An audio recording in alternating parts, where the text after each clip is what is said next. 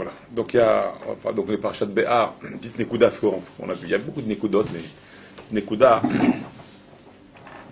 y a un passo qui dit comme ça dans la paracha, on reviendra sur le début, Bérat Hashem. Vous savez que un terrain pouvait se vendre dans le cas de la pauvreté d'un juif. Quand un juif était arrivé à un seuil de pauvreté, il pouvait vendre son terrain, son terrain d'agriculture, son terrain de blé, le terrain qu'il avait. Bien que le Torah lui demande que chaque terre soit à sa tribu, à sa famille. Mais dans le cas de pauvreté, c'est-à-dire c'est le seul cas que tu as le droit de vendre ta terre, si tu t'appauvris. Donc il y avait des cas où les juifs, des fois, il y avait un moment où il s'est appauvri, alors il pouvait vendre sa terre. Il gardait toujours un petit morceau, il ne vendait pas toute la terre, et tout son terrain, d'une manière générale, il le vendait, à part une petite part qu'il gardait, parce qu'il fallait quand même garder un morceau à toi. Parce que ça t'est donné depuis Yoshua bin Nun, les terres ont été dispatchées, ont été données à chacune des familles. Et cette terre-là, on la récupère quelque part au Yovel. Tous les 50 ans, la terre revient au propriétaire, c'est-à-dire au propriétaire d'origine, donc de la tribu, de la famille, etc. Il faut savoir que, par exemple, à Gav, tous les 5, même en Israël, il y a un système qui est fait comme ça. Bon, aujourd'hui, ils l'ont mis à tous les 99 ans. Que 99 ans, la maison où on vit, elle revient à l'État. C'est pas à nous, réellement. C'est à nous, on l'a acheté, même si on l'a acheté, hein. Elle n'est pas à nous tout le temps. Bon, ça, je parle dans le civil, hein, aujourd'hui. Hein. Aujourd'hui, ils ont fait des nouvelles données de 99 ans. Avant, c'était tous les 49 ans, maintenant, c'est 49 ans. En Israël, c'est comme ça ? Ouais, 99 ans. Après 99 ans, alors qu'est-ce qu'ils se font ? Ils t'envoient un petit papier tachloum pour renouveler le bail, donc quelque part le bail des 99 ans suivants. Il faut payer pour quoi dire, alors tu payes, tu as une somme à payer. Pas toute la totalité. Qu'on appelle le chachira. Mais pourquoi ils n'ont pas gardé les 49 ans comme il y avait? Ils ont changé il n'y a pas longtemps, cette année par exemple. Mais pourquoi ils ont changé par rapport Je à sais pas. C'est incroyable. Je sais pas. Ils ont changé, ils ont fait un truc civil comme ça. Bref, ça c'est le civil. Maintenant, la Torah, un homme qui a une terre et un terrain, il pouvait le vendre dans le cas où il s'appauvrissait. D'accord ? Maintenant, quand il le vend, il revient à lui pendant l'année du Yovel. C'est-à-dire, maximum, c'est vendu pour 49 ans, la 50e année, ça lui revient. C'est automatique, c'est obligé. Alors là, écoute. L'autre, il veut travailler avec, il a fait un terrain d'agriculture. Maintenant, dès qu'il le vend, s'il le vend, il le vend pour minimum 2 années. C'est-à-dire qu'il ne peut pas récupérer le terrain, pas moins qu'après 2 années. Celui-là qui s'est appauvri. Il le vend. Il le vend pour, on va dire, 49 ans. On va dire que le jubilé, maintenant, est la 49e année, il en a pour 49 ans. 50 ans. D'accord ? Maintenant, il s'est refait une petite santé, le petit pauvre. Il a repris un peu d'argent. D'accord ? Il veut racheter son terrain. Il ne peut pas racheter son terrain dans les 2 premières années qu'il l'a vendu. Il ne peut pas. Pourquoi ? Parce qu'il faut laisser maintenant travailler. Celui-là qui vient de l'acheter. Tu ne peux pas maintenant lui enlever maintenant son... Il a investi, il a mis de l'argent, il veut travailler, il veut gagner un peu sa vie. Donc tu ne peux pas le récupérer, ce terrain-là, même si maintenant tu t'es enrichi, seulement après 2 ans. Après la 2e année, tu lui rachètes ton terrain, d'accord ? Et tu lui rembourses. Il doit te rembourser les années, on va dire les 48 ans, il doit te les rembourser. D'accord ? Il fait au prorata, quoi. Voilà, comme ça c'est, il n'y a pas de vol, c'est une chose qui est claire. Maintenant, on a le devoir. Tu vas me dire, mais qu'est-ce qu'il a besoin de s'enrichir ? Maintenant, s'il s'est enrichi, qu'est-ce qu'il a besoin de rester longtemps ? Est-ce qu'il a travaillé pendant 50 ans ? Moi, je me suis enrichi, je vais faire un petit commerce avec l'argent. Il dit, non. Si tu t'es enrichi, si tu as repris des forces, comme on dit, tu as l'obligation de racheter ton terrain. Tu ne dois pas rester sans ton terrain, sans ta part. L'acheteur, il sait que quand l'achetant, qu'il doit à tout moment, pas à tout moment. C'est possible, après, pas seulement à tout. Et s'il veut pas l'acheteur. Il peut pas. C'est comme ça. Il peut pas. C'est une règle, c'est un roc. L'autre, il peut pas refuser. Non, il peut pas, non. Après, pendant les 2 premières années, il peut dire non, je suis pas d'accord. Là, moi, minimum 2 ans. Et dans le contrat, c'est stipulé. C'est stipulé, c'est comme ça. C'est la Torah qui le demande. Il est obligé d'accepter. Il peut pas dire je n'achète pas. S'il est devenu riche, Comme une location. c'est un bail, comme tu dirais. On appelle ça en français, il y a un nom en français à ça. Un viager. Comme un viager, non pas un viager. Bon, une chelka, quoi, comme une. Bref, d'accord. S'il a de l'argent, il est obligé de racheter son terrain. On appelle celui-là. Alors maintenant, s'il n'a pas eu d'argent, mais son proche son fils, devenu riche, son oncle, quelqu'un de sa famille, il s'est enrichi. Est-ce qu'il peut lui reprendre le terrain pour son... Il a le droit, il fait mitzvah. Il doit reprendre le terrain de son proche. Il ne doit pas laisser dans les mains d'un autre. Il lui donne après. Il la rachète pour lui. Ah, D'accord. Mais au moins ça reste dans le clan de la famille, on va dire. Donc on ne peut pas laisser donc un terrain comme ça vendu. Il y a un ami. Hein? Un ami qui achète pour... Il pourrait acheter. Il redonne sa part. Il pourrait lui racheter même pour lui, il lui redonner sa part, son terrain. Alors il y a un passeau comme ça qui dit comme ça. Regardez, il y a un passeau qui dit, pour nous faire comprendre ça. Au dodo, au ben dodo, au son oncle. Dodo, son oncle. Au le fils de son oncle, donc un proche. Son cousin. D'accord. Igalenu. Comment on appelle un homme qui rachète le terrain? Dans les termes de la Torah, on appelle ça le Goël. Il délivre ta part, quoi. Il te fait reprendre ta part. On l'appelle le Goël. Donc, au dodo, au ben dodo, igalenu, au mishar besaro, ou tout le reste de sa chair, ou les proches, des proches à lui. Mais mishparto de sa famille, tu vois. Il fera, s'il y a un proche de ta famille qui est riche, il doit le racheter. Igalenu, il doit le délivrer son champ. Ou bien, si lui-même, ici Gayado, ou bien lui-même, il s'est refait, comme on dit. Il a repris une petite richesse, il s'est refait. Ici Gayado, ou bien lui-même, il s'est refait une santé un peu avec l'argent, donc il a repris un peu de la richesse. Ici Gayado, lui-même, Benigal, il devra libérer son champ, il devra le racheter. D'accord?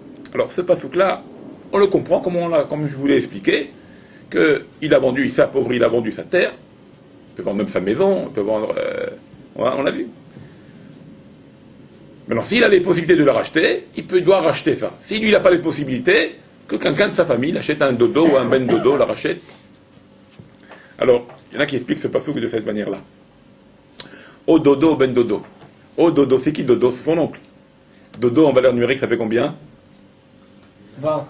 Dodo. Non, Dalet, Vav. Dit Vav? Hein? Ah, c'est pas Dalet. Dalet, Vav. Ça fait 14.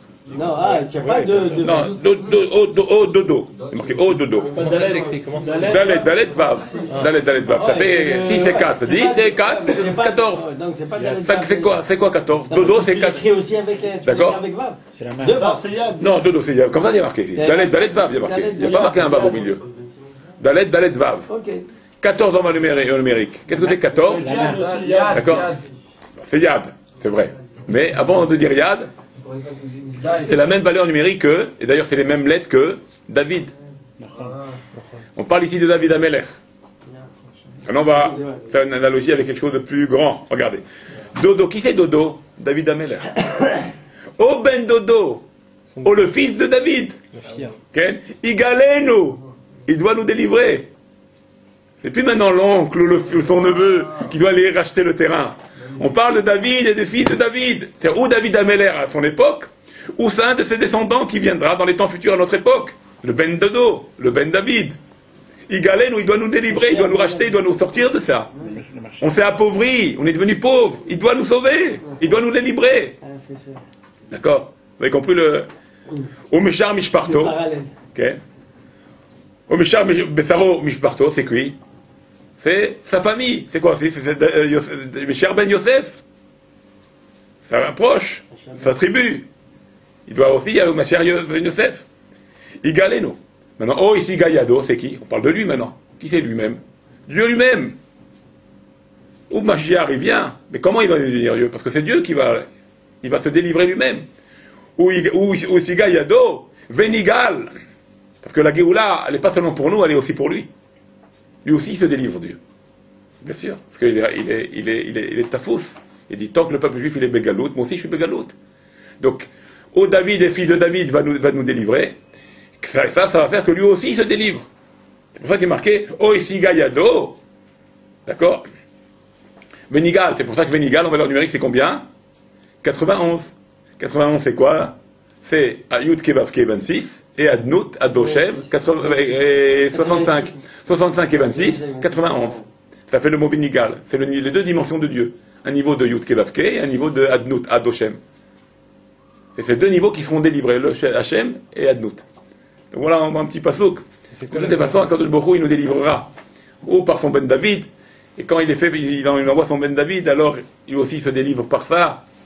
C'est ces deux dimensions de Dieu qui sont tfusot, qui sont Adnout et Ayut Kelafri, ils sont tafous, ça veut dire qu'ils sont pas délivrés. Lui-même, il est Begalout. Alors par cela, lui-même il se délivre. Oui, c'est dans la parashat Be'ar. C'est le pasuk même tête du Perek Kafret. C'est quoi le pasuk? Pardon. Mais au dodo, au ben dodo, igalenu. On parle du terrain. Son proche devra libérer le terrain de celui-là qui s'est appauvri. Au bechar besaro mishparto. Ou un proche de sa famille. Igalenu, le délivrera. Oh, ici Gayado, ou bien lui-même. Il s'est enrichi lui-même. Il peut se délivrer lui-même. Ici Gayo, Ben Igal, il se délivrera lui-même. Donc lui-même, il se libère. Une fois que Ben David sera là, ça sera aussi une libération pour Dieu. Comme ça, on apprend de ce verset-là, une petite nékouda. D'accord? Même tête, c'est 49. Même tête, c'est 49. À 50, il est libéré. Il est libéré, il a fait. Le passou, quoi. Même tête. Très bien. Alors, petite nékouda, on voit aussi dans le début de la parasha de Be'ar. Je ne sais pas si vous vous rappelez, on avait parlé de ça, peut-être. On pose la question, Vaïdaber Hashem el Moshe Be'ar Sinaï. Okay. Be'ar Sinaï, les morts. Et qu'est-ce qu'il dit Rashi? Ma'inyan Shemitah et Tel Ar Sinaï. Quel rapport la Shemitah, parce que tout le début de la paracha va parler de la Shemitah, oui. Donc Rashi pose la question, quel rapport la Shemitah avec le sujet du Har Sinaï? Alors le fait que, la manière dont c'est dit Rashi, on pourrait avoir une analogie entre le Har Sinaï et la Shemitah. C'est-à-dire qu'il y a une ressemblance entre il faut trouver, d'après les mots qu'il dit Rashi, c'est un sens figuré que je fais, hein, c'est pas le sens simple de Rashi. C'est-à-dire, Ma'inyan Shemitah, quel est le besoin du sujet de la Shemitah au mont Sinaï? C'est-à-dire que, il y aurait un rapport entre la Shemitah et le mont Sinaï. Quel rapport entre la Shemitah et le mont Sinaï? Il y a un pérouge qu'on entend. Alors, je fais un pérouge comme ça, qui dit comme ça. C'est quoi la Shemitah? C'est Shabbat Lachem, c'est un repos pour Dieu. C'est une année où on fait arrêter la terre. C'est-à-dire la terre, on la fait plus travailler. On l'arrête. Elle est pour Hachem. Elle est réservée à Dieu. Tout est efker. Rien ne t'appartient. Tout est à Dieu. D'accord? Donc c'est un arrêt des terres. On ne cultive plus la terre. D'accord? C'est un peu comme le Shabbat. Donc la Shemitah par rapport aux 6 années précédentes. Les 6 années, on travaille la terre. La 7e, on repose la terre. Les 6 jours de la semaine, c'est la course, on travaille. 7e jour de la semaine, c'est Shabbat. Shabbat Lachem également. On voit que Shabbat et la Shemitah sont appelés aussi Shabbat Lachem. D'accord? Et quel rapport avec Sinaï? Sinaï, qu'est-ce qui s'est passé? Sinaï, c'est la seule montagne qui ne s'est pas affirmée comme la plus grande, ou la plus belle, ou la plus forte. Comme ça, on voit dans le Midrash que toutes les montagnes ont voulu montrer leur... Ça, on apprend comme que Sinaï, c'est grand, c'est Gava et tout ça, mais n'oublie pas que même ce qui t'appartient quand tu es et tout ça, ça on l'a vu. Sinaï. D'accord. Sinaï, sans la Gava, sans la alors, Sinaï, c'est quoi? C'est la haine, non? Non, alors, non, ça, on va voir. Oh merde. Alors pourquoi je dis ça? C'est-à-dire que le Shabbat, la Shemitah, la terre, elle se repose. Shabbat, on se repose de tous travaux. Qu'est-ce qu'il y a en analogie, qu'est-ce qu'il y a de parallèle avec le mont Sinaï, un rapport avec le mont Sinaï? C'est que le mont Sinaï aussi, on l'a arrêté. Le mont Sinaï aussi, il était le plus bas, le plus petit. Il n'a pas fait du bruit pour se faire montrer à recevoir le don de la Torah, à recevoir la Torah. Lui aussi, il s'est annulé, il s'est mis on va dire, dans la plus grande discrétion. Il n'a pas fait d'agitation pour recevoir la Torah.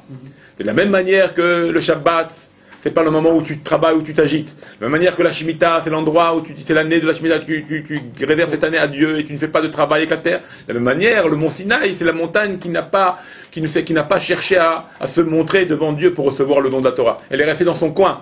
Et c'est pour cela que Rashi dit, on pourrait dire, au sens figuré, quel rapport il y a entre la Shemitah et le mont Sinaï? C'est que tout était calme, tout était réservé. Shabbat, il n'y a pas eu de travaux. Shemitah, il n'y a pas de travaux sur la terre. Mont Sinaï, il n'y a pas de montrer qu'on va recevoir la Torah. Elle s'est restée à part. Elle est restée calme. Elle ne s'est pas agitée comme toutes les autres montagnes qui ont voulu quand il y a eu le don de la Torah. Alors il y a une similitude entre le fait de rester discret, de ne pas travailler, de ne pas faire d'efforts, de ne pas faire de travaux, avec aussi le Har Sinaï, qui est resté discret, qui ne s'est pas montré comme une montagne supérieure pour, soi-disant, je vais recevoir la Torah. Alors c'est ça c'est la première analogie qu'il y a. Donc, deuxième point qu'on pourrait dire, alors si on va d'après le sens de Rashi, Rashi explique pourquoi on a choisi la Shemitah, quelque part, quel rapport la Shemitah au mont Sinaï. Et d'ailleurs Rashi dit, mais il n'y a pas eu que la Shemitah au mont Sinaï qui a été donnée, toutes les mitzvot ont été données. Tout. Tout a été donné au Mont Sinaï. Toute la Torah a été donnée. Alors pourquoi, quelque part, la Shemitah, on nous précise que ces lois, les klalim, les principes, les dikdukim, les précisions, tout a été donné au Mont Sinaï de la Shemitah pour nous dire, Rashi, pour nous dire que toutes les mitzvot, ils ont été donnés avec tous leurs principes et toutes leurs lois et tous leurs dikdukim, autant que la mitzvah de Shemitah. Mais moi, je vous pose une question. D'accord. Ça veut dire que on a pris une mitzvah qui est la Shemitah. Il y a des klalim, il y a des principes qui ont été donnés au Mont Sinaï. De là, j'apprends que toutes les autres mitzvot, ils ont été donnés au Mont Sinaï avec tous leurs principes et tous leurs klalim et toutes leurs précisions. D'accord. Mais pourquoi c'est la Shemitah qu'on a choisi? On aurait pu prendre une autre mitzvah. Ça ressemble plus au Mont Sinaï. C'est le même message. Alors, ouais, par rapport à ce qu'on a dit tout à l'heure, elle ressemble au Mont Sinaï parce que le Mont Sinaï est discret, la Shemitah c'est une annulation, si c'est une discrétion, on les a juste On aurait pu après. parler du Shabbat Comment aussi. On aurait pu parler, bravo, on aurait pu parler du Shabbat aussi dans ce sens-là. Au lieu de la Shemitah. Bravo. D'ailleurs, alors, pourquoi la Shemitah a été choisie dans les mitzvot pour nous dire qu'il y a des principes, il y a des lois, des klalim, et pas une autre mitzvah, et d'une autre. Parce que c'est vrai, on aurait obtenu le même résultat. On aurait obtenu le même résultat. On aurait pris une mitzvah quelconque. D'accord? Une mitzvah quelconque. On aurait dit cette mitzvah-là a été donnée avec toutes ses lois et tous ses principes au Mont Sinaï. Et donc, j'apprends pour toutes les autres mitzvot. Alors, pourquoi c'est la Shemitah qui a été choisie? Parce qu'elle a une valeur supérieure aux autres, parce que la Shemitah, elle promet que les 3 dernières années, celui qui Pourquoi le kavod des parents? C'est pas Arifot Yamim? Pourquoi? J'avais entendu un peu, je l'ai oublié. Par rapport au fait de ce qu'on la respecte pas. Qu'est-ce qui va arriver si on respecte pas? Regardez. Ça fait la galoute. Parce qu'il a dit un peu le rêve de Sina. Non, mais Regardez, moi j'ai dit comme ça, entendu un peu, je vous l'avais dit, il me semble, ça fait longtemps, on avait parlé ça une fois. Pourquoi c'est la Shemitah qui a été choisie comme référence aux autres mitzvot pour dire la Shemitah avec toutes ses lois, les autres mitzvot, ils ont aussi également toutes les lois au Mont Sinaï. On aurait pu prendre une autre mitzvah que la Shemitah et faire le même raisonnement, quoi. Une autre mitzvah comme Shabbat, avec toutes les lois, les principes de Shabbat, et bien toutes les mitzvot, c'est comme Shabbat, ils ont toutes leurs lois et leurs raisonnements. On aurait fait exactement le même raisonnement. Alors pourquoi la Shemitah, c'est elle qu'on a pris comme départ à la mitzvah essentielle, mitzvah qui est essentielle, et comme ça pour toutes les autres mitzvot? Pourquoi la Shemitah? On est comme ça. Il y a une Mishnah dans Pirkei Avot, une Mishnah qui dit il faut que nos mitzvot, quand on accomplit des mitzvot, on a tendance, nous les hommes, de faire, comme tu dirais, une sélection dans nos mitzvot. C'est-à-dire que quand tu sais que c'est une mitzvah qui pèse lourd, tu dis bon, celle-là, elle me donne un salaire, regarde. Okay. Mais qu'est-ce que dit la Mishnah, le Chacham? Non, il faut faire les mitzvot. Kalla kevachamura. Autant d'énergie que tu fais pour la forte, tu vas tout mettre, toute ton énergie, toute ta vie, ton argent s'il le faut, parce que tu sais que c'est une belle mitzvah, elle te prend à cœur, tu l'adores, tu as envie. Alors tu dis non, mais tu dis attends, de la même manière que tu fais pour ce que tu penses le meilleur, sache que tu dois faire aussi pour les mitzvot qui sont légères à tes yeux. Ce que tu penses léger à tes yeux, fais autant d'efforts que celle que tu adores et que tu penses que c'est la meilleure. Elles sont pas légères. D'accord? Parce qu'on ne connaît pas le salaire des mitzvot. On ne peut pas savoir. Nous, on fait des calculs, mais chez Dieu, il n'y a pas ces calculs-là. Ce que tu penses peut-être léger à tes yeux, toi, peut-être elle est très lourde chez Dieu, et nous, on ne peut pas savoir. Est-ce que chez Hachem, il y a attends une seconde. Mais bien sûr qu'il y a des calculs. Non, lui, il y a que lui qui plus sait. importante que l'autre quand même. Mais bien sûr. Lui, il n'y a que lui qui sait ça. Ah, mais nous, on ne sait pas. Nous, le fait qu'on ne sait pas, c'est pour ça qu'on doit faire tout à la même mesure, Donc maintenant, pourquoi la Shemitah a été mise? Parce que c'est une Shemitah qu'on aurait pu penser qu'elle est légère. Et donc, mets de côté. Pourquoi elle est légère, cette mitzvah-là? Parce que cette mitzvah, messieurs, elle va venir, on est au Mont Sinaï. On est au Mont Sinaï, là, on a reçu la Torah. D'accord? Une des mitzvot qu'on nous annonce, c'est la Shemitah avec tous les principes. Et on nous dit, vous savez, de la même manière que j'ai donné tous les principes au Mont Sinaï, toutes les mitzvot ont été données aussi au Mont Sinaï avec tous leurs détails et leurs principes. Mais pourquoi on a fait une paracha qui s'appelle la Shemitah, quoi, qu'on parle d'Afka de cette mitzvah-là? Parce que, justement, elle a l'air légère à nos yeux. Et donc, quand je dis léger, ça veut dire mis de côté. Pourquoi mis de côté? Pourquoi elle serait légère, cette mitzvah-là? En quoi elle est légère? Parce que cette mitzvah-là, à quel moment je vais la réaliser? À quel moment je vais la réaliser? À la 7e. Tous les 7 ans. Ouais, 7e. Donc déjà, c'est pas proche de nous, c'est tous les 7 ans. Ouais. Et en plus, donc c'est une fois tous les 7 ans, donc quelle importance elle a? Une fois tous les 7 ans, je peux la réaliser, cette mitzvah-là. Première chose. Deuxième chose, on est à la sortie d'Égypte. À quel moment ils vont faire la Shemitah? Il va y avoir 40 ans dans le désert où il ne va pas avoir de Shemitah. C'est-à-dire que cette mitzvah, elle va être concrètement réalisée ou réalisable seulement après 40 ans du désert. Donc tu as déjà 40 ans qui vont passer. Risque d'oublier. Cette mitzvah-là. Qu'est-ce que c'est cette rigolade, ça? 47 Pas seulement ça, 40 ans. C'est après la conquête avec Yeshua. Prise de conquête, la guerre. C'est une histoire encore de rajouter encore. Combien de temps? Combien de temps?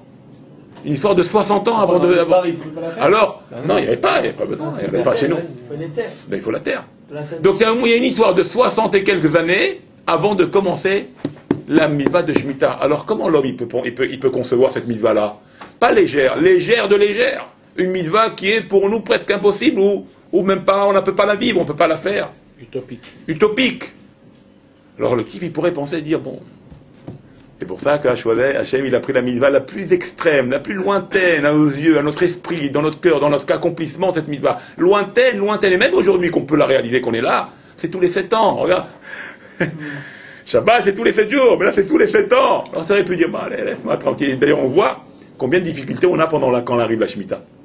On veut pas faire, on commence à vite baser, bon, qu'est-ce qu'on va manger, bon, allez, laisse tomber, on va acheter n'importe quoi, n'importe quoi. Non, il faut doubler d'efforts. C'est ça qu'on vient t'apprendre. C'est que la même mitzvah à tes yeux, qui te semble légère, qui te semble petite, qui te semble lointaine, utopique, presque inexistante, elle a été donnée au Mont Sinaï. Elle a autant de valeur que ton Shabbat, que tes grandes choses et que tout ce que tu penses qui est énorme et fort. Et tu ne faut pas la louper. Tu comprends? C'est ça qu'on apprend. Vekala keva hamura. C'est pour ça qu'on apprend. C'est pour ça que j'ai commencé avec la Mishnah. Kala keva hamura fait autant d'efforts, même si à tes yeux elle est légère. Parce que tu ne peux pas savoir, en fait, la valeur, c'est Hachem qui donne la valeur des mitzvot. Donc ça, c'est une première approche, ici, que nous apprend le Seigneur. Donc maintenant, on comprend mieux pourquoi la Shemitah a été choisie, dû à cette explication qu'on vient de donner. Mais en plus, elle s'étale sur une année complète. Oui, une année complète, ouais. Il faut la respecter. Mais Rôle, on peut faire la Shemitah, genre, si un juif, il a une terre en dehors d'Israël. Non. Il n'a pas Shemitah, c'est comment Israël. C'est Israël. D'accord. On voit aussi donc.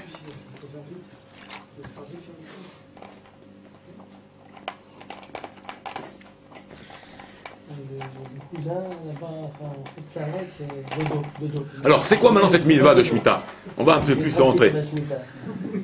Et d'ailleurs, d'ailleurs, vous allez voir que toute la paracha, toute la paracha. Donc, on va parler de la Shemitah.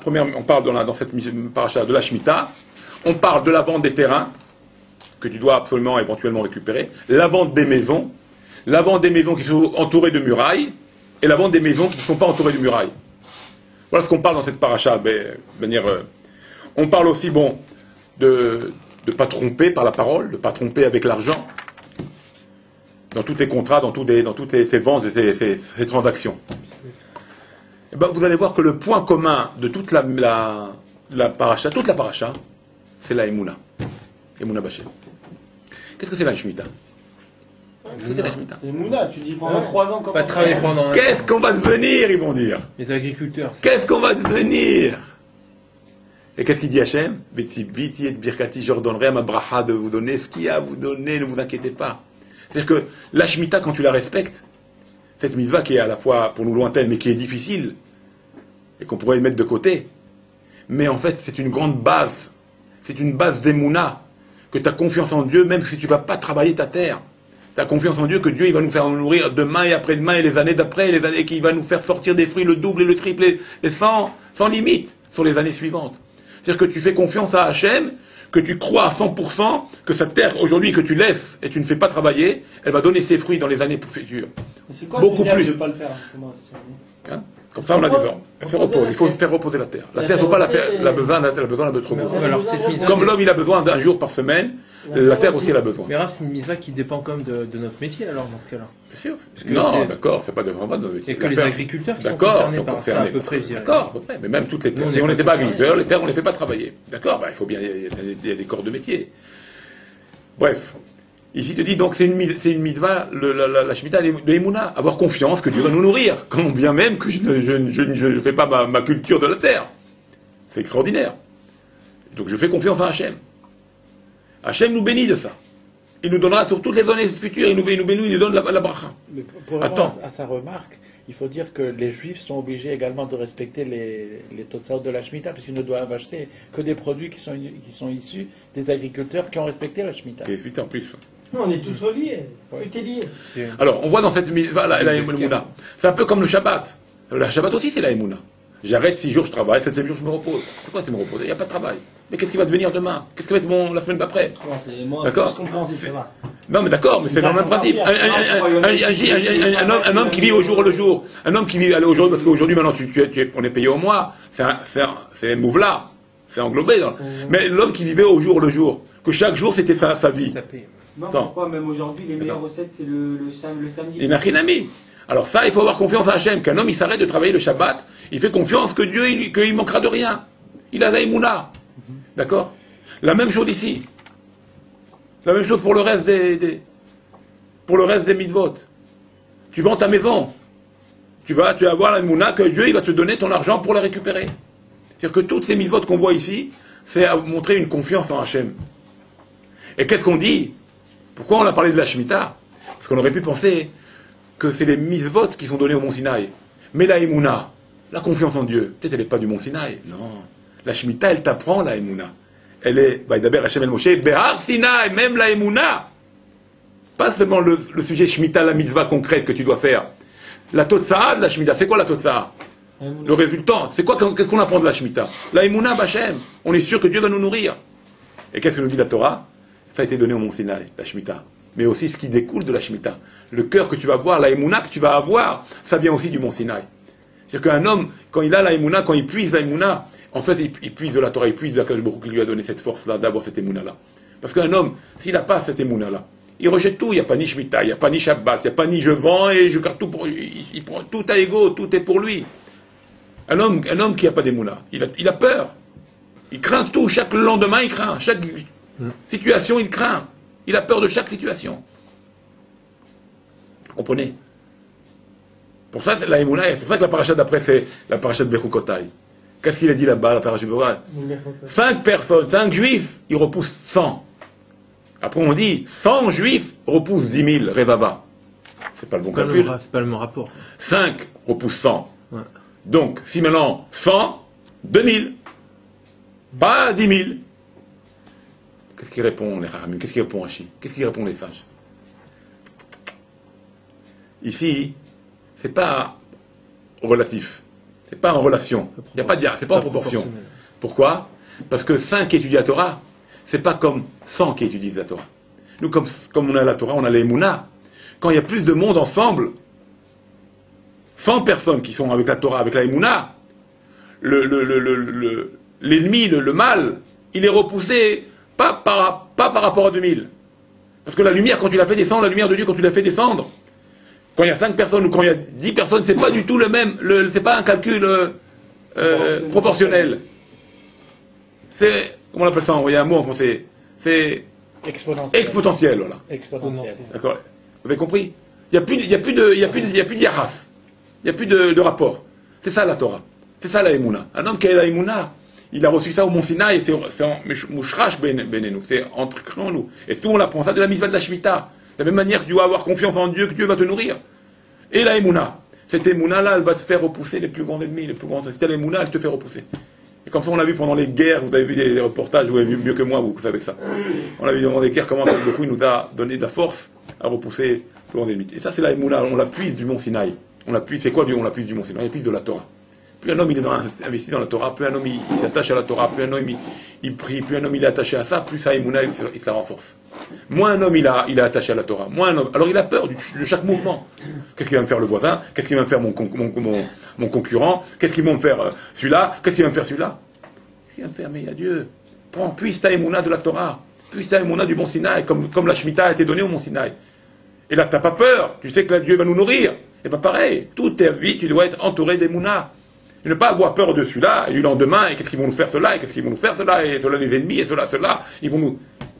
Et confiance en Hachem, une terre, une année, tu l'abandonnes.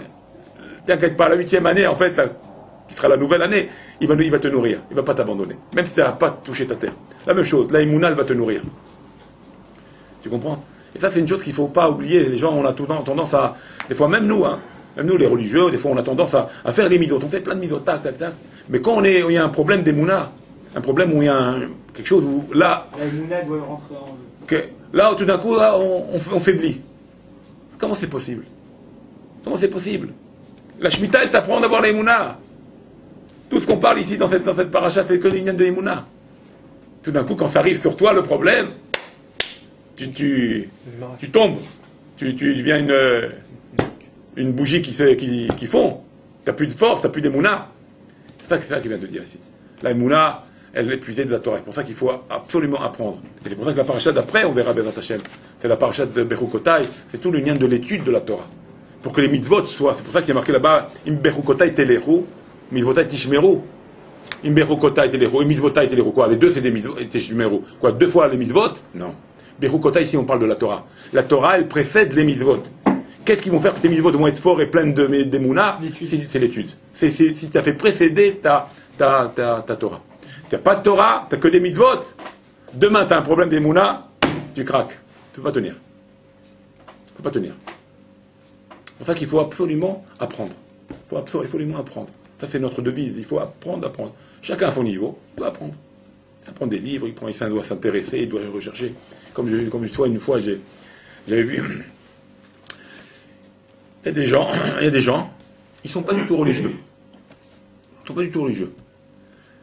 Mais les gens, ils sont pas religieux, mais ils sont très intelligents dans d'autres domaines, des ingénieurs, des gens très, très élevés. Et tu vois chez eux, ils ont de la Gemara, ils ont... Je lui dis, dis-moi, toi, Canonique, il parle rien, celui-là, maintenant rien, c'est halal tout. Dis-moi, ces livres-là, c'est pour la décoration ou... Et tu rigoles ou quoi? Chaque jour, je prends un livre de Gemara, j'étudie. Moi, je suis resté chaque jour 1 heure. Bon. Quel rapport maintenant, toi? C'est Torah, c'est Dieu. Bien sûr, je sais que c'est Dieu, c'est du divin. Mais pour moi, c'est que je ne suis pas ignorant quand je suis avec des rabbins. Parce qu'il m'a répondu. Je ne reste pas comme un idiot quand il y a une discussion entre des rabbins. Des fois, on m'appelle, des fois j'ai des congrès, des trucs. Il y a des rabbins qui discutent d'un sujet. Moi, j'ai l'air de quelque chose, quelqu'un. Que pour la gava, tu vois. Mais c'est pas grave. Mais il apprend quand même un enfant qui passe sans rien. Mais pourquoi il fait ça? Il fait ça parce que pour pas être un idiot. Il s'instruit pour pas être un idiot. C'est la honte. C'est comme un idiot, un ingénieur. Il parle d'un truc de Shemitah. Qu'est-ce que c'est la Shemitah? Il se regarde comme ça, il aura la honte de sa vie. Rien que pour ça, déjà, il apprend. Faut être cultivé. Faut être cultivé. Voilà, instruit. Dans tous les domaines. Tu comprends? Et ça donne vie, ça. Alors bien sûr, ça c'est un niveau... C'est pas ça, comme ça, Dieu, on veut pas... Nous, on a la crainte d'Hachem. On sait que la Torah, c'est quelque chose de kadosh, ça vient de Dieu. Lui, il apprend plutôt comme une science, pour se cultiver, pour montrer qu'il est à la page, comme on dit. Mais c'est pour vous dire, même les gens aujourd'hui, même les gens d'État, des personnalités d'État d'Israël ou d'État, ils apprennent la Torah. Ils apprennent la Torah, comme Pérez, comme Bémi. Ils apprennent. Pourquoi ils apprennent? Demain, ils ont des réunions. Il faut être un petit peu dans le coup. Il ne faut pas être ignorant. Et ça, c'est la première démarche à avoir. Un juif, ne peut pas rester ignorant. C'est pour ça que la Torah, elle nous donne la pratique de nos midot, elle va nous faire comprendre la pratique de nos midot et nous remplir des moulins. Ça, c'est la force de la Torah. Donc voilà ce qu'on apprend ici de ce départ-là, de ce Inyan des moulins. La même chose, tu vas faire un contrat. Tu vas faire une transaction, tu vas faire. Je dis ici, l'autono. Ni tu trompes les gens, ni tu fais de varim, ni avec l'argent tu essaies de faire des... Non. Comment je vais faire? Je ne pourrais pas. Où est Taïmouna? C'est la même chose, c'est la même idée. Où est Taïmouna? Dis la vérité. Fais comme un bidiouk. Comme je dis, comme je fais, ça sera comme ça. Mais il ne va pas faire le client. Il ne va pas venir le client. Je vais perdre de l'argent, je vais perdre ci, je vais perdre ça, il ne va pas signer, il ne va pas ci, il ne va pas. Mais Taïmouna, elle est où? C'est la même idée. Taïmouna, elle est où? La Shemitah, t'as peur? Qu'est-ce qu'on va manger demain? Taïmouna, elle est où? C'est ça ces mitzvot-là. C'est des mitzvot d'Emouna, n'aie pas peur. Il signe pas, ça sera un autre. C'était pas lui. Et même s'il signe, et que j'ai fait sans la Emouna, c'est un argent qui va faire un boomerang, il va repartir ailleurs. C'est pas pour moi. Ça n'ira pas de bracha. Parce que Hachem, il dit, celui-là qui a cette Emouna, là, celui-là qui fait la Shemitah, celui-là qui fait toutes ces mitzvot comme elles doivent se faire. Qu'est-ce qu'il a dit dans le pasuk? Vesiviti et birkati. Je donnerai ma bracha dans cette manière d'agir et de faire. Il y aura ma bracha. Et c'est quoi la bracha? On a expliqué. La bracha, on a dit, c'est doubler ta mise. Tu doubles à chaque fois. C'est pour ça que le mot barech, c'est que des lettres de 2. Barech, c'est bête, c'est 2. Resh, c'est 200. Et Raf, c'est 20. C'est-à-dire dans les dizaines, dans les centaines, dans les unités, dans les dizaines et dans les centaines. C'est tout doublé. Il n'y a pas simple. C'est ça, barech. Il n'y a pas de 1, il n'y a pas de chiffre 1. Tout en double. Dans les unités, le bête, dans les dizaines, c'est le Chaf, et dans les centaines, c'est le Resh. Tout doublé. C'est ça la grande bracha. C'est pas avoir peur, qu'est-ce qu'il va se faire. T'es Baruch Hashem. Hashem, il donne ta bracha. Rien que tu as confiance en moi. C'est pour ça qu'il faut faire les choses comme elles doivent se faire, avec une confiance absolue en Kadosh Baruch Hu. Et ne pas croire maintenant qu'est-ce qui va se passer. Il n'y a rien, il ne se passera rien. La Shemitah, qu'est-ce qui va se passer? Il ne se passera rien. Il se passera que Dieu va nous bénir. Et voilà ce qui se passera si je le fais comme il faut la Shemitah. Mieux que ce que tu penses, toi, qu'est-ce qui va se passer. Et comme ça, avec nos ennemis, comme ça, avec tout le monde. Il ne faut pas avoir peur. Faut être... Mais ça, on pense, comme j'ai dit cette fois, Béar Sinaï. C'est le mont Sinaï qui nous donne la force. C'est quoi le mont Sinaï? C'est là où on a reçu la Torah. Ça veut dire que c'est le lien de la Torah. C'est ça toute la force. Ou sinon, on n'arrive pas. Si on n'a pas la Torah, on a peur du moindre vent, du moindre bruit, on a peur. Qu'est-ce qu'on entend qu'on entend nos ennemis là, on a peur. On entend ceux-là, ils ont fait ça, on a peur. Il y a eu un attentat, on a peur. On a peur, tu ouvres les Hadashot aujourd'hui, ça fait peur. T'as mal à la tête. Que des problèmes. Ils vont pas, ça suffit pas. C'est vrai, ça. Tu les vois dans les images là-bas, des foules de gens qui sont avec des banderoles pour tuer les juifs. Qu'est-ce que c'est? Qu'est-ce qu'on va devenir? T'as fait trembler. Qu'est-ce qu'on va devenir? Et mon Abba Hashem. J'ai confiance en Hashem. Hashem, c'est lui qui va savoir. Comme j'ai confiance avec la Shemitah. Comme j'ai confiance avec le pas dire des choses qui sont tordues. Comme j'ai confiance avec la maison que je récupérerai mon bien. Parce que Hashem, il m'a promis que ça reviendra de droit. Ça reviendra de droit à ma famille. Comme ça. Une fois, on raconte sur comme ça, j'ai entendu du Rav là-haut. Le Rav là-haut, le Rav Arashi d'Israël, l'ancien Rav Arashi d'Israël, qu'une fois il reçoit un coup de fil, là, qui écoutait ça, une histoire vraie, c'est lui qui la raconte. Il reçoit un coup de fil à l'époque quand il était jeune, il avait une quinzaine d'années. Non, il était plus, excusez-moi, il était Rav, il venait d'être nommé Rav de Tel Aviv. Rav de Tel Aviv. Une trentaine d'années, 35 ans. Et il reçoit un coup de fil de qui? Du Rav d'en bas. Non, de Ben Gurion. Ben Gurion était vivant avant qu'il meure. Il est vieux et très vieux. De Ben Gurion. Alors il croit le Rav là-haut que bon, il avait fait un copain qui lui fait une blague, quoi. C'est une blague. Il dit, alors le Ben Gurion, il lui parle au téléphone, il dit voilà, j'ai un petit problème, j'ai un passouk dans le Tanar que je comprends pas, je sais que vous êtes le Rav de Tel Aviv, j'aurais voulu que, maintenant je suis à Tel Aviv, j'habite à Sde Boker, mais là je suis venu, je suis très très fatigué, je dois me faire soigner à Tel Aviv, j'ai besoin de résoudre ce problème du passouk de la Torah. J'ai 2 questions à vous poser sur 2 psukim. Bon, où vous habitez, il note la rue, bon. Il dit, bon, peut-être qu'il fait une farce, il a raccourci.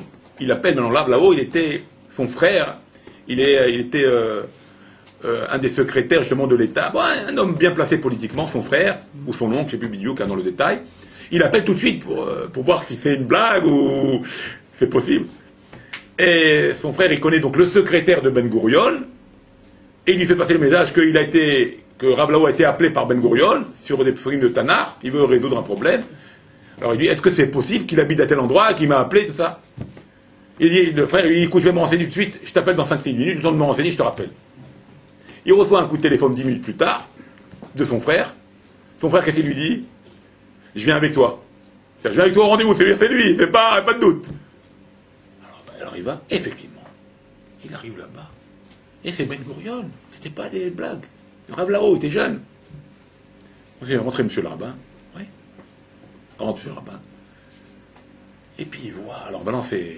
Ben Gurion était assis, il est avec une table. Et maintenant, il était époustouflé. Toute sa maison, écoutez bien, hein, comme ça il me dit. Hein, comme ça il dit le Rav là-haut lui-même. Hein, toute sa maison recouverte de livres. Que des livres, de partout. Instruit, très instruit. Et tout d'un coup, il voit derrière Ben Gurion que Kodesh. Derrière lui, que du Kodesh.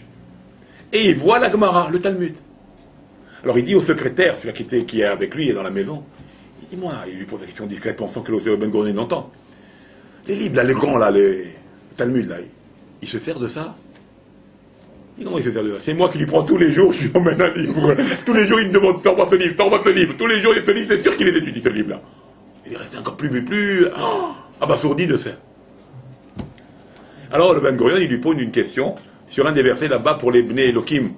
Là-bas, il est marqué qu'ils sont descendus, les Bnei Elohim, ils ont été avec les Bnot de la terre, avec les filles de la terre. Ils ne comprenaient pas, c'est pas dire que ça veut dire les Bnei Elohim, c'est les Bnei Elohim. Les Melachim, ils sont descendus, ils ont été avec les filles de la terre, ils ont fait le péché. Ils ne comprenaient pas ça. Ils sont restés 4 heures, il dit. 4 heures, on discute sur ça. D'ailleurs, le deuxième pasteur, il ne m'a jamais dit qu'est-ce que c'était son problème. Comme ça, il dit. Il ne m'a jamais dit le deuxième problème qu'il avait. Tellement on est resté longtemps, 4 heures, on a discuté. Et entre autres, à la fin des cas, pendant que j'ai discuté avec lui, je suis arrivé à parler avec lui, il lui dit, avec Ben Gurion, bon, ils sont venus un peu comme ça, plus chaleureux, là, la discussion était plus libre, tu vois, plus conviviale, voilà. La discussion était plus libre, plus ouverte. Et il lui parle, comme ça il raconte, c'est pas moi, c'est une histoire, lui il raconte Rav Lao. Et il dit, je lui ai posé une question, je lui ai dit, écoutez, moi quand j'étais jeune, Rav Lao, il dit à Ben Gurion, il dit, quand j'étais jeune, j'avais 15 ans, et vous étiez à Paris, et on vous a convoqué, j'étais tout jeune, on vous a convoqué, ici en Israël, pour le sujet de séparer les terres. Il y avait les Anglais, les musulmans, bon, tous de l'époque, les musulmans qui étaient à la tête de tous les musulmans qui sont restés ici, et il y avait les représentants de la Confédération juive, quoi, pour comment on va se partager, les Anglais, ils devaient partir. Il y a toute comment ça va se passer? Qui était le responsable à faire tout ça? C'était il s'appelait Phil. Bon, peut-être vous connaissez, Phil, il s'appelait Phil en anglais. Ouais, bon, c'était un nom. On appelle le truc de l'attestation de Phil ou le congrès de Phil, ou comme ça ils appellent ça. Et il y avait donc des juges, il y avait c'était toute une. La commission Phil. La commission Phil, voilà, commission Phil. La commission Phil, oui. La commission Phil, bravo. Alors maintenant, ce Phil là, responsable, il les voit Ben Gurion. Il dit. Alors maintenant c'est Rav Lao, il lui pose ces questions. Il dit, quand vous étiez dans la commission Phil, là, avec tous ces gens-là, ces gens importants, maintenant, comment il fait ça, ce Rav Lao? Parce que son Rav, au Rav Lao, il était là quand Ben Gurion il va faire ce discours-là devant la commission Phil. Le Rav du Rav Lao. Il était présent. Dans la délégation juive, il y avait ce Rav, là, il était présent. Et c'est le Rav du Rav Lao qui raconte ça au Rav Lao quand il était jeune, quand il avait 15 ans. Et qu'est-ce qu'il lui raconte? Et donc c'est le Rav Lao qui parle, comprenez? Il dit, il paraît que ce monsieur Phil, là, vous a posé une question. Alors je vais vous la poser, vous me dites si c'est vrai, parce que je voudrais savoir, maintenant qu'on est en face, hein, on discute, je voudrais savoir si c'est vraiment, vous avez fait vraiment ce que j'ai entendu de mon Rav, qui était présent avec vous. Il dit oui. Il dit voilà, il paraît que ce Phil, là, vous a dit, où vous êtes né, Ben Gurion? Alors vous lui avez dit le village, à Skoks, Mosk, un village polonais. Alors il vous a dit, ça se trouve où? Vous lui avez dit, avec fierté, en Pologne. Il paraît qu'il vous a dit, vous êtes né en Pologne. Et vous revendiquez la terre d'Israël.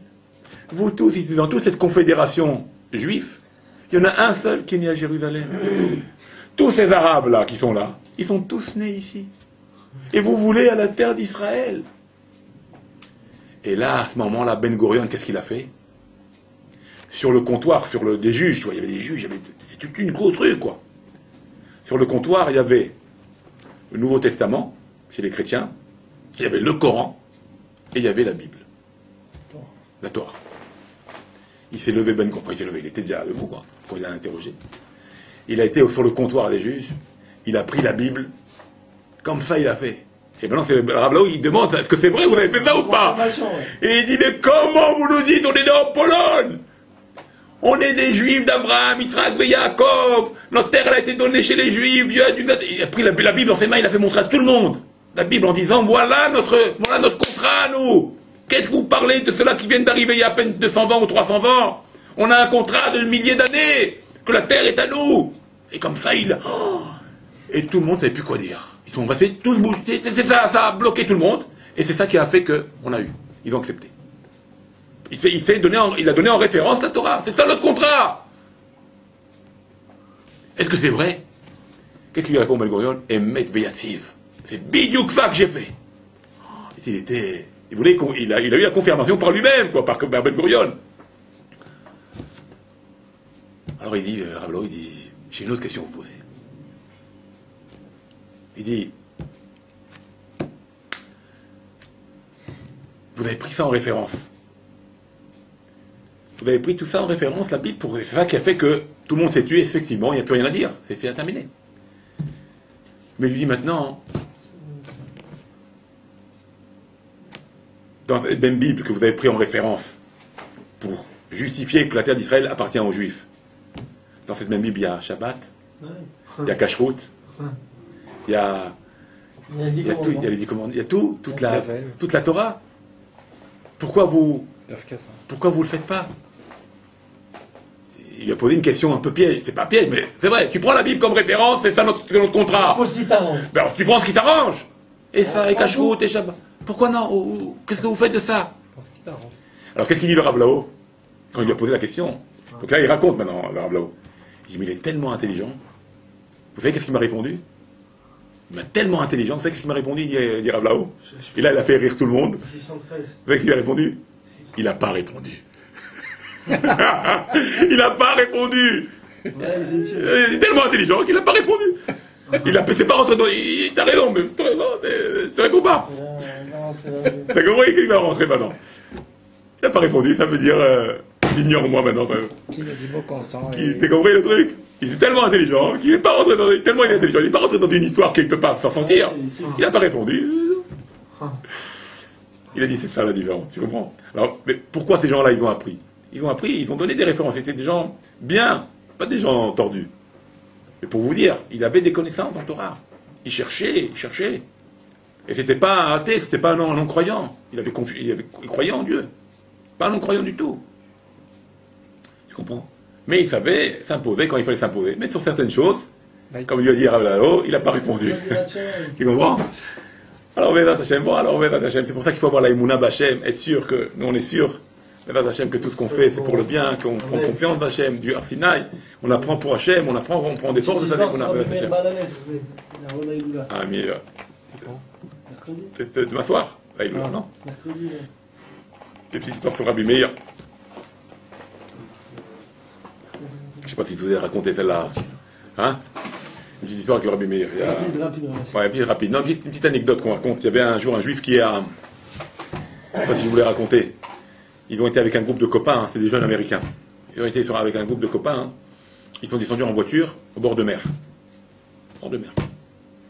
C'était en pleine nuit. Hein. En Amérique? Ouais. Et le chauffeur, quoi, celui qui conduisait la voiture, il avait des lunettes. Et il était un myope total, quoi. Mais avec lunettes, bon, il voit, quoi. D'accord? Et bon, en descendant, en discutant, tout ça, ils ont commencé un peu à rigoler, à discuter de ça.